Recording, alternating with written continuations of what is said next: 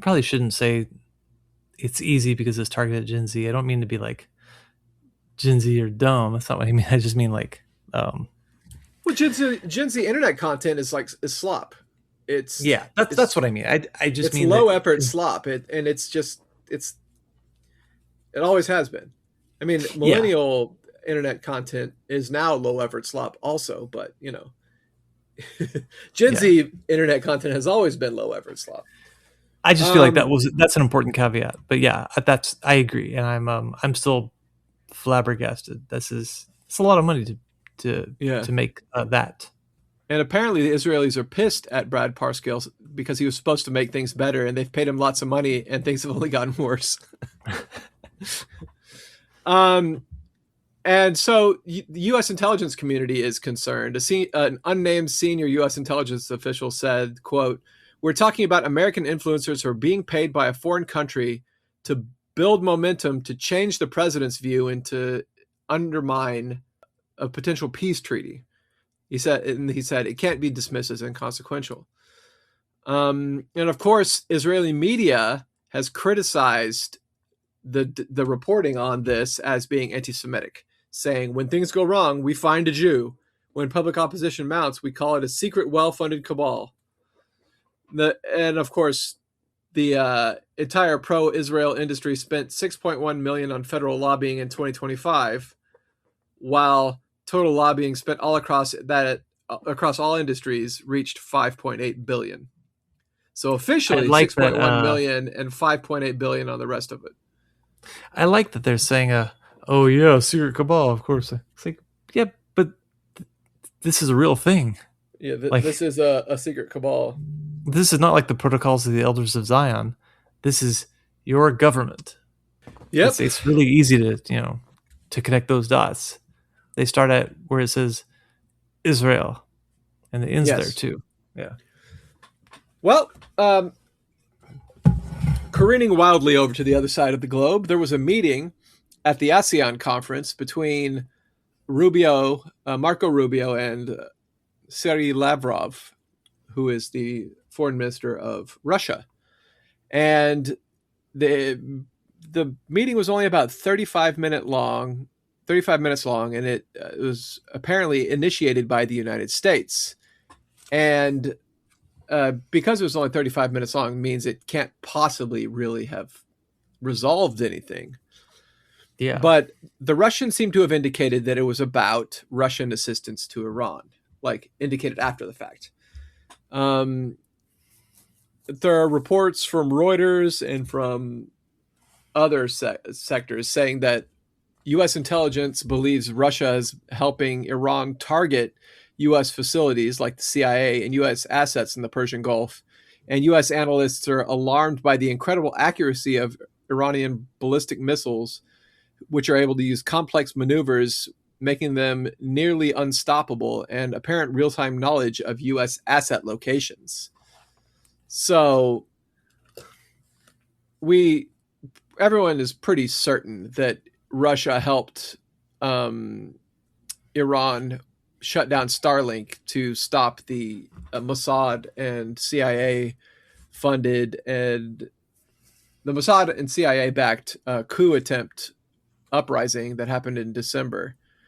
And of course, like if you pay attention to what the Russians have been saying from this whole time, that giving Ukraine long-range missiles to fire into Russia would be seen as a red line, and they would feel completely free to conduct counter attacks on U.S. positions or British positions or French positions or whatever Right.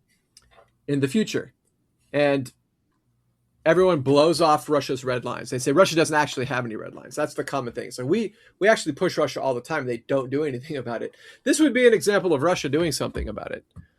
But Yeah, of and it's course, like it's really not just understandable, but like it's you could say, yeah, it's about time, you know? fair play, right? Yeah, exactly. Fair play. That's a better way to put it. So of course, Lavrov publicly dismissed U.S. criticism as doubly misplaced, saying that we're not actually providing assistance to Iran. But if we were, this is the exact same kind of assistance that the United States supplies to Ukraine, such as satellite data, long-range weapons, for strikes on Russia. Like, I mean, the much vaunted middle-range strike campaign is all done by U.S.-built drones. Okay, so this meeting, if it really was about chastising Russia for helping Iran, kind of reeks of desperation. Like, the U.S. campaign against Iran is failing, U.S. bases are under attack, and U.S. forces have pulled out of all their Gulf bases to Jordan and now potentially Israel. And now the Iranians are hammering U.S. forces in Jordan. In fact, that's where the newest 4 deaths occurred. Right. The Strait of Hormuz is closed. The Red Sea is now being reportedly closed to Saudi tankers specifically by the Houthis or Ansar Allah's control of the Bab al-Mandab Strait. And oil prices have hit $100 a barrel. And there are severe shortages of aviation and diesel fuel, which are hitting Europe and will hit the rest of the world soon. And also gas. Europe is about to have a severe gas shortage because Asian countries are willing to buy off what gas is coming out of the Middle East and other places and the United States for a lot higher than Europe is currently willing to. So Europe is going to have a gas shortage. That's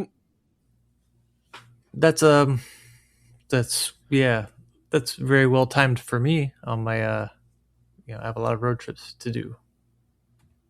Hell yeah. Yeah. Yeah, we filled up the car today, and we have a 4-door sedan, and it was $69 to fill up the car. In fact, I should make it a point to go and get gas when we're done recording, just because I don't know what it's going to be like tomorrow morning. Yeah, it spiked over the past couple of days, which is why it costs so much. So I got this a lot of this information that I'm going to be talking about here from Breaking Points, and from the same sources they got it from, actually, because they turned me on to it when I watched this episode. But the Pentagon budget and the cost of the Iran war are absolutely insane and ridiculous. So Pete Hegseth went up in front of Congress and said that the greatest threat to American security is the possibility of the U.S. government not getting a $1.5 trillion Pentagon budget passed. The greatest threat is if you don't give us money. Yes, exactly. Yeah. So the cost of the Iran war so far, Hegseth says, is $37.5 billion. That was under oath.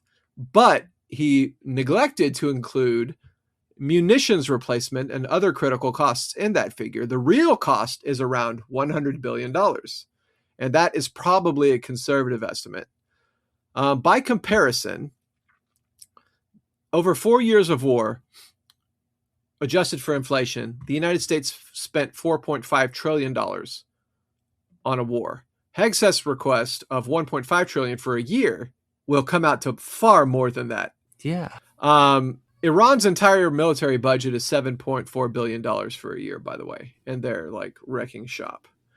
Well, when you actually mean what you're doing, it makes a difference. So the Pentagon faces an urgent $67 billion shortfall due to the war. It's already limiting training and maintenance, and costs are driven, of course, by airstrikes, carrier group deployments, operating costs, and overtime pay. And the U.S. industrial base, as I've said a million times on this show, is incredibly wasteful and broken. There's $500 million was allotted to produce 155 millimeter artillery shells for Ukraine a couple of years ago, I believe.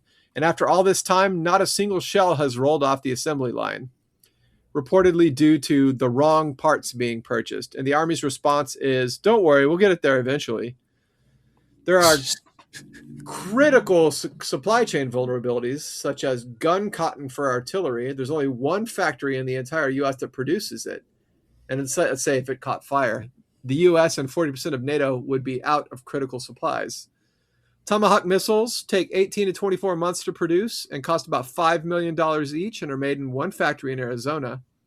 Japan has paid for Tomahawks, but the U.S. redirected them to the Iran war and told Japan to wait a few more years. The Pentagon has also stopped releasing congressionally mandated reports on the F-35 program, covering incidents over Iran and one supposedly clipped by the Houthis. You See, know, read, shot down by the Houthis.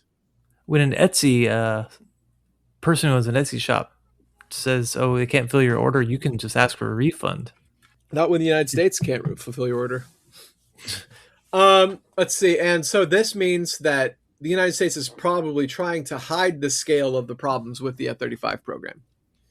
So when it comes to the U.S. and Iran, there's a massive efficiency gap. Iran produces Shahed drones for 20 to, depending on which version of the Shahed drone it is, between $20,000 and $100,000 per unit.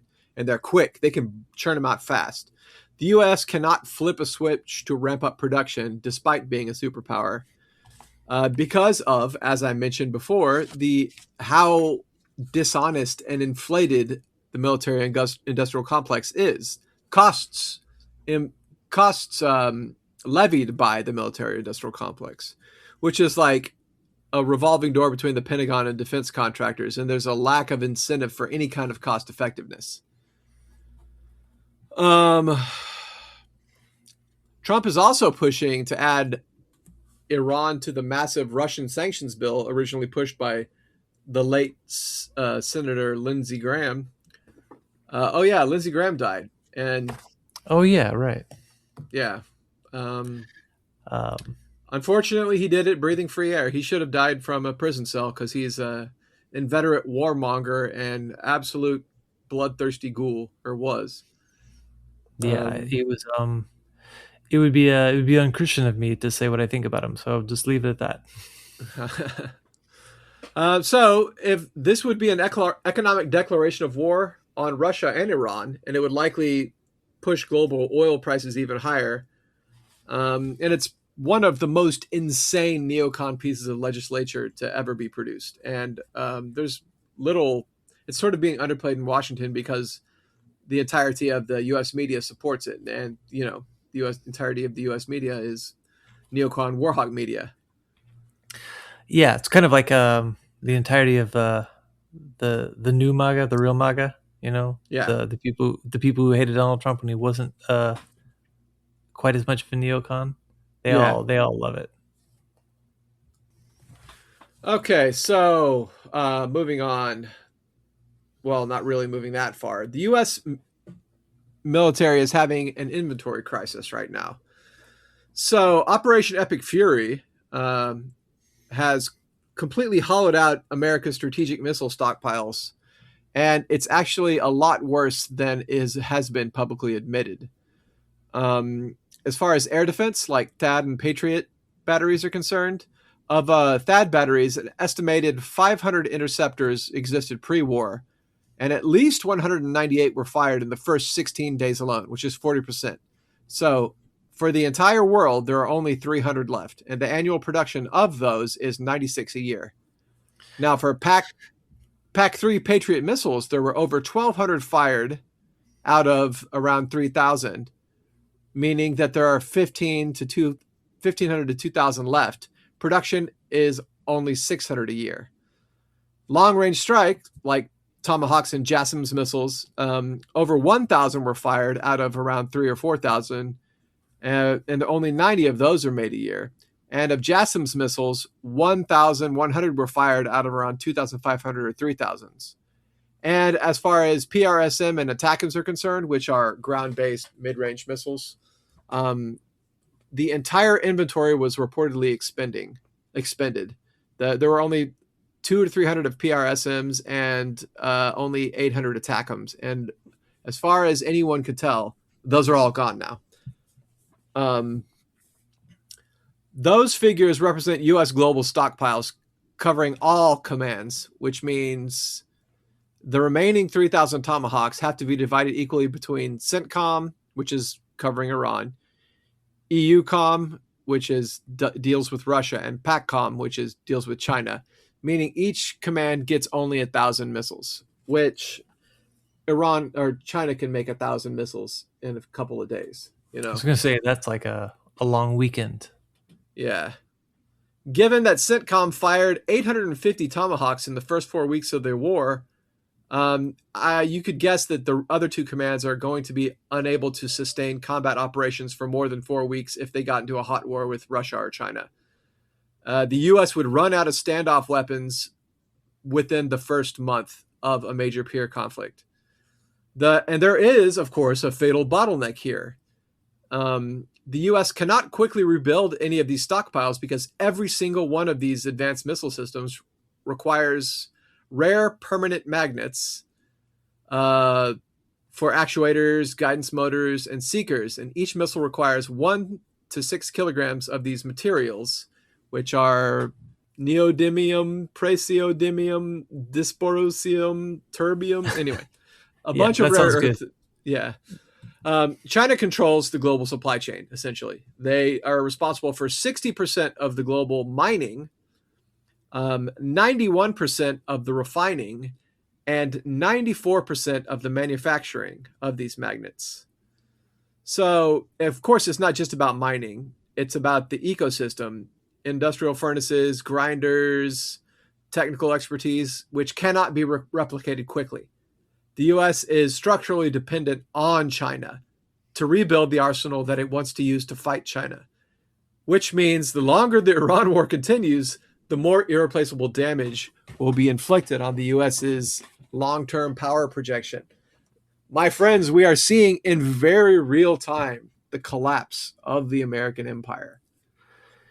Yeah, it's really wild to consider, like this, various people like us, whatever, we've sort of talked abstractly about what this might be like, in the past. I think this is it's too much of an abstraction, really, to like for people to get their heads around or whatever. But yeah, this is what it looks like. So, on top of all of that, the U.S.'s proxy in the region, Israel, is facing a massive, more immediate crisis, which is that of jet fuel and diesel. You'll notice that Israel hasn't gotten into the war with Iran yet. And Well, a lot of people are saying they're not going to. Yeah, they said they're not going to. Smotrich said that, let the goys die fighting for Israel. This is much better for us. Like, quite literally. I'm not exaggerating here. So Israel's entire military posture is centered around its ability for its Air Force to inflict damage. It's central to its strategic reach and is critically fuel dependent. And its multi-front conflict has reduced its fuel capacities. Let's see. Its refinery, it has a extreme refinery vulnerability. It only has 2 domestic refineries in Haifa and Ashdod, and those were hit during the war. And combined, they produce only about, 104 kilobarrels per day. And I don't know what that means. I don't know. 104 kilobarrels, is that like 104,000 regular barrels? I've never heard that before. Anyway, they during the first 5 weeks of Epic Fury, Haifa and Ashdod were hit and suffered significant damage, and Israel is currently scraping by with no substantial reserves. If there were further Iranian strikes, they could knock out Haifa, and Israel would basically be 52 kilobarrels a day in deficit. If both refineries are lost, they would have an 88 kilobarrels a day deficit. They have no backup plan. The Black Sea supply is constrained due to the Russia-Ukrainian war. Global jet and diesel fuel trade has been compressed. Gulf refining availability is impaired, and every imported barrel depends on insurance, shipping, and reception, all of which are very vulnerable. Jet fuel sustains aircraft for bombing campaigns, which they use a lot to kill kids in Lebanon and Gaza. Diesel systems make air power possible, ground logistics, air defense, communications, backup power, base continuity. And a fuel crisis like the one that they're currently edging into degrades the entire military posture, not just the aviation. Um, Yeah, I mean, any because re- petroleum products are like everything. any renewed attacks on Iran's refineries will cripple Israel.